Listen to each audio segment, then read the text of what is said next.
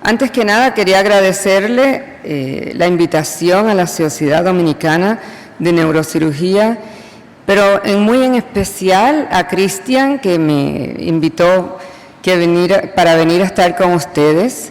Creo que lo que voy a presentar hoy es un poquito nuevo en el mundo de la epilepsia, las encefalopatías o la encefalitis autoinmune. Y quería preguntarle en el salón cuántos de ustedes han tenido casos de encefalitis autoinmune.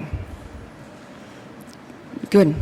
Entonces, como pueden ver, es algo que lo tenemos en nuestra práctica siempre, pero no ha sido tan viejo. Esto fue un síndrome que en realidad se empezó a identificar o estabilizar tratamientos con el nuevo desarrollo de los anticuerpos a las células neuronales en el año 2007.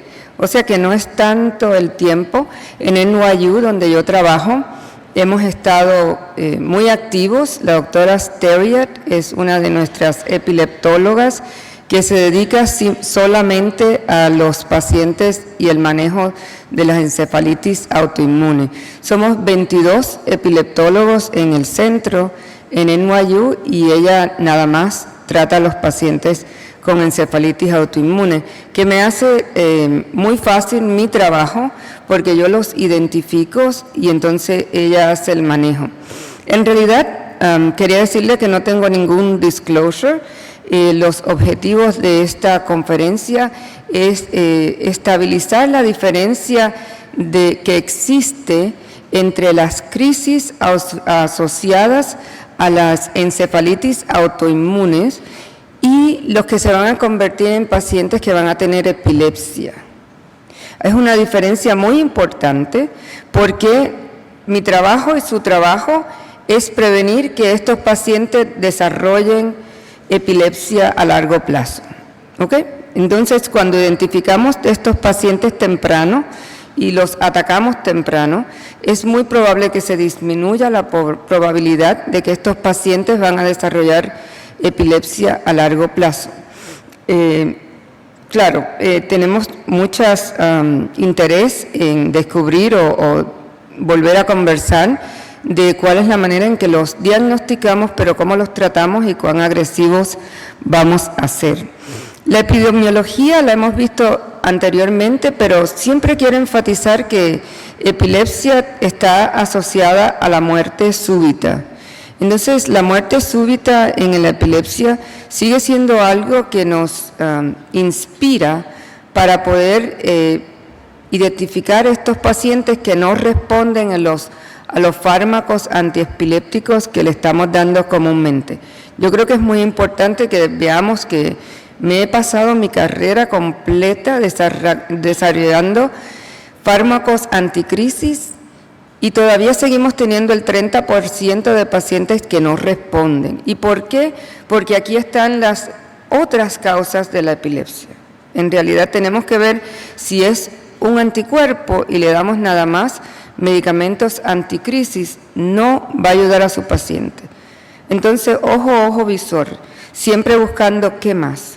En la clasificación nueva de la epilepsia está muy claro la parte autoinmune, en donde cuando vemos las etiologías, ya no era eso de que no está clasificado, sino que siga buscando. Hablábamos con la doctora Beato de las pruebas genéticas tan importantes para las epilepsias que no están clasificadas o que no están bien determinadas en términos de etiología, y asimismo debemos pensar en términos de cuándo hacer el trabajo de los anticuerpos para excluir las encefalitis autoinmunes.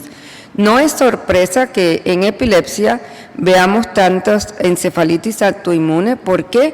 Porque en más de la mitad de los pacientes se presentan con crisis focales, las braquioorales con distonías de la cara y del brazo, muy frecuentemente bilaterales, no tan focal de un solo sitio, pero sí muchos de estos pacientes debutan con crisis. Y cuando debutan con crisis es una y otra y otra. Es los pacientes que hoy le llamamos New Onset Status Epilépticos, NOSI. Y cuando vean en la literatura esto, son los pacientes que más difícil son en las primeras 24 horas que se presentan en su sala de urgencia. Frecuentemente tienen problemas bilaterales, pero hay otros pacientes que pueden estar en su práctica que no responden a nada crónico, y usted dice, ay Dios mío, este señor, yo le doy de todo y no responde. Busque, es raro, pero mande a hacer un panel de los anticuerpos. ¿Por qué? Porque en este asunto de que el paciente está con usted hace tiempo y se le cambia la medicina y se le da la otra, se puede perder como, ¿por qué este paciente tiene epilepsia si no es lesional, si no tiene una otra razón de trauma, problemas metabólicos, ni una epilepsia temprana, de debute temprano? Yo siempre miro cualquier paciente que se presenta tarde y que tiene un aspecto cognoscitivo de mucho problema. Para pacientes que tienen problemas psiquiátricos, muy importante, porque 85% de todas las encefalitis autoinmunes van a tener una presentación psiquiátrica. Entonces yo creo que es muy importante para todos nosotros tener esto, aunque sea un paciente que ya usted tenga en su práctica hace mucho tiempo. Algunos de los cambios que vemos en las áreas mediales del lóbulo temporal pueden ser unilaterales, pero usualmente son bilaterales. Entonces hay una fuerza de trabajo en la Liga Internacional de la Epilepsia, en donde se dedica solamente a trabajar las encefalitis autoinmunes, pero más que nada buscar cuáles son los hallazgos que nos van a hacer predecir cuál es un paciente que puede ser a largo plazo, que va a tener problemas con estas crisis. Y entonces no solamente es la presentación aguda, sino la presentación, ¿quién va a ser a largo plazo? Porque como anteriormente enseñó la doctora, la definición de epilepsia tiene que ver con la parte de que enduring, la parte que dice que tiene la predisposición a seguir teniendo crisis. Entonces eso es lo que estamos buscando.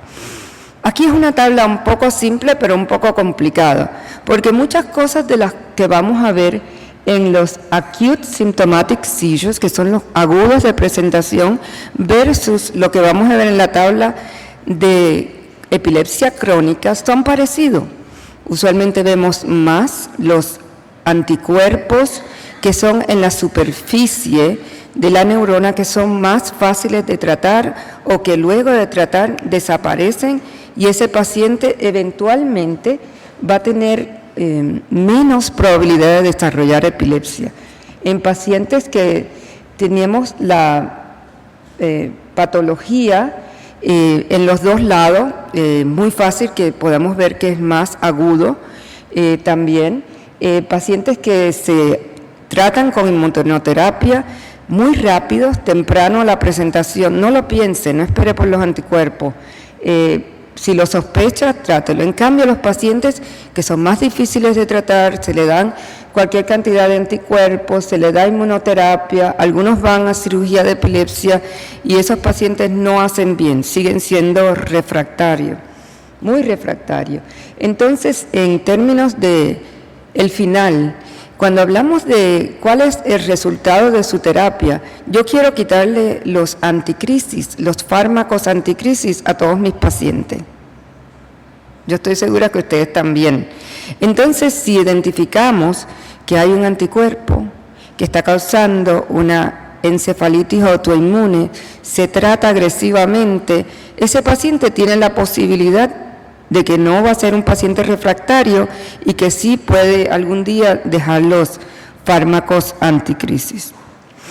Es variable para diferentes anticuerpos, pero hasta un 30% de estos pacientes pueden llegar a tener epilepsia a largo plazo. El cuento que le voy a hacer, una muchacha que me llaman a verla en la unidad de psiquiatría, tenía como 20 años, estaba en la universidad y le habían hecho cualquier cantidad de trabajo psiquiátrico, neurológico, incluyendo un análisis del líquido encefalorraquídeo. Y bueno, me llamaron porque le iban a dar anticonvulsive therapy bilateral. Entonces, shock therapy. Yo tenía que darle un clearance y me pareció bien interesante que todo había sido tan rápido. Una niña que estaba en la universidad hace 2 semanas y de repente desarrolló una catatonia, un cuadro psiquiátrico terrible, nunca convulsó. Y se le hicieron los anticuerpos y se identificó que tenía un anticuerpo de NMDA, receptor antibody, y se le hizo un cambio de plasma exchange, además de el tratamiento con esteroides, y la niña salió de la catatonia así. Y nunca convulsó, nunca tuvo que ir a estar en medicamentos anticrisis. Entonces tenemos que tener también la habilidad de poner la mano para los amigos o los colegas que ven los cuadros psiquiátricos de este síndrome.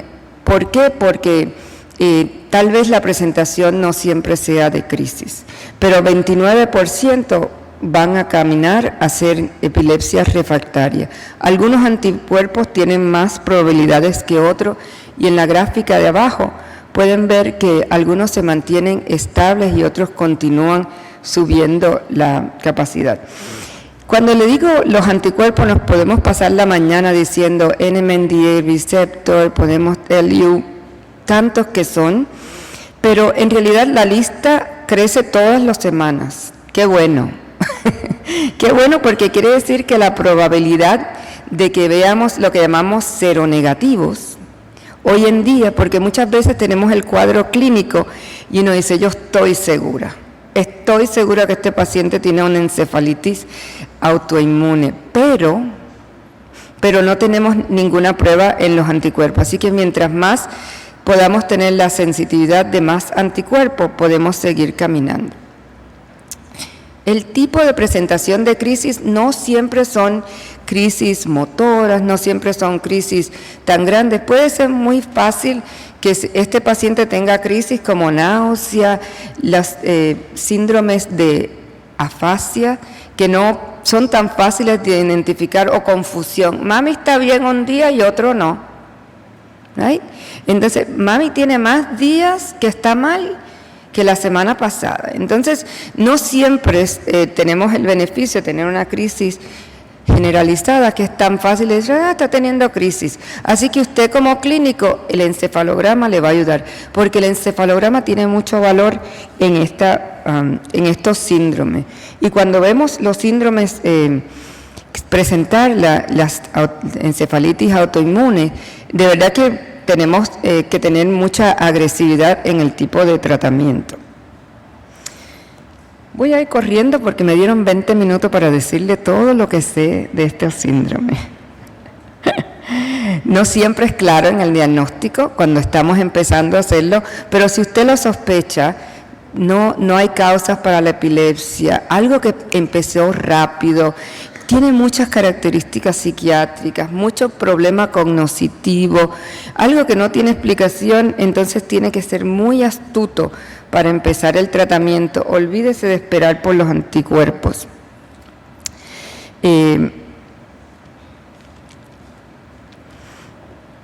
Definitivamente sigue siendo un diagnóstico clínico y algo que depende mucho de su astucia y su agresividad, porque los tratamientos que se proponen no son sus clásicos medicamentos anticrisis, sino estamos hablando de inmunomoduladores, estamos hablando de plasma exchange, plasmaforesis, entonces son invasivos y muy diferentes de lo que estamos acostumbrados y también muy costosos. Por ejemplo, las gamaglobulinas, no sé cuál es el costo aquí en su país, pero en Estados Unidos son súper caras. Cada infusión es tremendamente costosa, o sea que son un compromiso muy grande que a veces lo tenemos que hacer no teniendo los anticuerpos que van a decir o validar este es el diagnóstico, pero la respuesta clínica tiene mucho valor en las encefalitis autoinmunes. Voy a dejar el caso porque vamos a tener casos más tarde. La frecuencia de las crisis es importante. Debutan explosivos, como le decían new onset de estatus epilépticos, piensa enseguida encefalitis autoinmune. La duración del debut a tener un cambio cognitivo psiquiátrico es muy rápido. Esa señora estaba bien, el mes pasado estaba atendiendo su tienda en el aeropuerto. Tengo una señora del aeropuerto. Difíciles de tratar desde el principio, entonces los anticuerpos no siempre son lo que nos ayuda a predecir cuál va a ser más fácil de tratar, pero sí el encefalograma es de mucha ayuda. ¿Por qué? Porque tenemos algunas grandes cantidades de pacientes que clínicamente no son tan fáciles de identificar. El origen de la crisis en el área del perisilvian es muy común en pacientes específicamente con algunos anticuerpos. El trabajo, bueno, ya le dije los anticuerpos, hablamos de hacer una punción lumbar, para algunos vamos a necesitar hacer un trabajo de malignidad, para otros vamos a tener que tener el encefalograma y las neuroimágenes que siempre son importantes. ¿Qué tipo de panel va usted a indicar?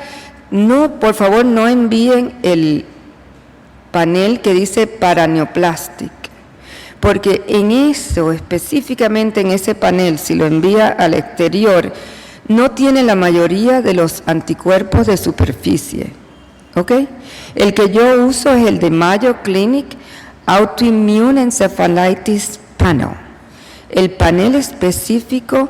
Porque si manda nada más los anticuerpos paraneoplásticos, va a perder la oportunidad de mirar por tantos anticuerpos de la superficie que son mucho más comunes.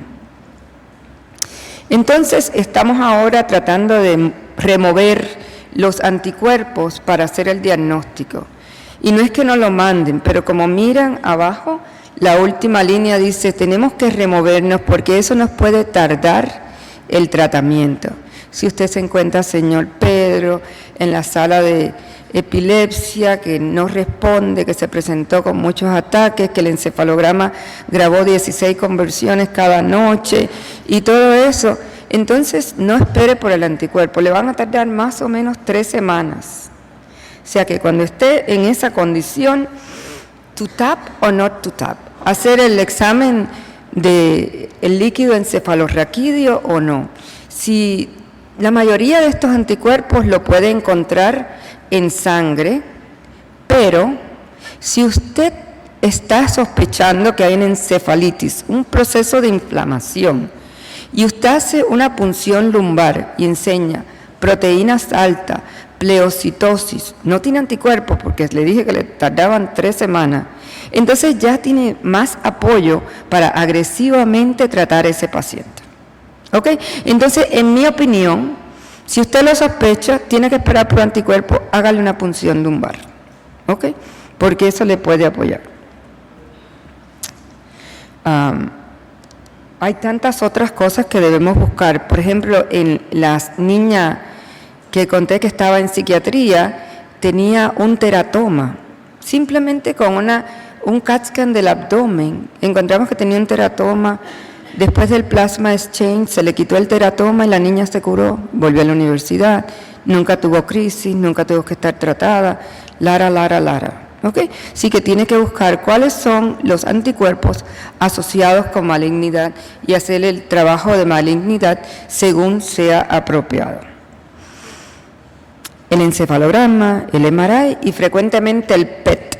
El PET lo va a ver en bilateral en las áreas mediales como esta. Este es un caso de una señora mayor que se presentó con imagen con crisis que venían del lado derecho, como pueden ver en el encefalograma. No sé si tengo un pointer. Bueno, ahí vamos. Y tenían también pleocitosis en el examen del líquido encefalorraquídeo, y esa paciente acabó teniendo como todos los criterios para una encefalitis que se pudo hacer de acuerdo a toda la agudez de la presentación rápida, la frecuencia, el hallazgo del MRI, y este paciente usted lo trata antes de esperar por los anticuerpos. Luego de tratar, los exámenes pueden ser de mucho valor, pero algo que le quiero decir es que nosotros no seguimos el título de los anticuerpos después de tratamiento. Es muy raro que eso baje de acuerdo a su respuesta, pero la respuesta clínica sí, y en mi próxima presentación voy a hablar de cuáles son las escalas que estamos usando ahora para poder tratar. Biopsiar o no biopsiar es simplemente si usted tiene la sospecha de que va a haber una malignidad. Mi tema, ya se me acabó el tiempo, pero quiero decirle que enfatizando que mientras más rápido se trate, mejor va a ser el resultado. En los pacientes que han tardado más, quedan con más bajo coeficiente de cognición. Entonces tenemos que tener mucho cuidado de ser bastante agresivo. El tratamiento no lo voy a poder ni tocar porque estamos hablando de esteroides, inmunoglobulinas, plasma exchange y entonces todos los moduladores del sistema inmune.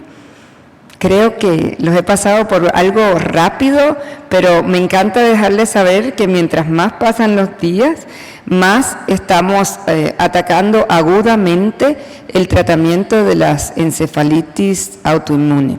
Gracias por su atención.